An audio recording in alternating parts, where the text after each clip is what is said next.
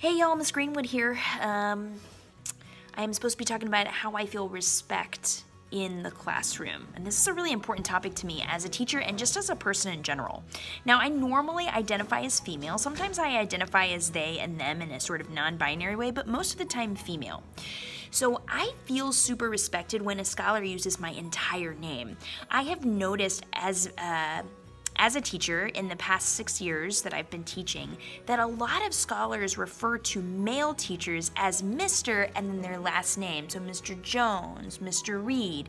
But then when they talk to me or my other female teacher friends, it is Miss, and not our whole name. So just use our whole name so that you're treating your male and female teachers the exact same way. And I get really distracted when I ask you to do something multiple times and you don't do it, but as soon as a dude walks in the room, a male teacher, and they ask you to do it, you do it right away. There should be no difference there. If I'm asking you respectfully and with great love and kindness, you should be doing what I ask you to do also. The end. Thanks, y'all. Hi, Austin and Chief Middle Schoolers. This is Mrs. Mitchell here, 7th grade math teacher. I just wanted to share with you that I feel respected by my students when you listen with your eyes and your ears. I feel disrespected by my students when my feelings are not taken into consideration. Thank you for listening. Hi, I'm Miss Watson. I feel really respected when students let me know where they're at and what they might be struggling with so I can help them better. And I don't feel respected when students ignore me when I'm giving instructions, so that way I have to tell them again in a not so nice way to get them to do their work. And I'd rather be as nice as possible. I'm Miss Larissa, and I feel respected by my scholars when I only have to give instructions one time. And I feel disrespected when scholars are talking over me while I'm trying to give instructions. Notice that since teaching at Austin Achieve is our scholars will act one way with male teachers, but act a different way with female teachers. So one thing that I've experienced here at Austin Achieve is my scholars will behave more when I'm in the classroom and follow instructions and expectations than if a female teacher is in the classroom, and that's just something that makes me upset. Hey Polar Bears, it's Miss Owens talking about how I feel respected as a female teacher.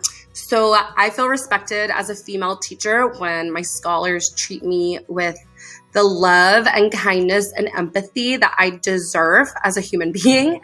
And empathy means putting yourself in another person's shoes. So that means that my scholars understand that being a teacher can be really hard work, and that I need them to focus on what we're doing, being quiet when I need them to be, and following along and asking for help when they need it.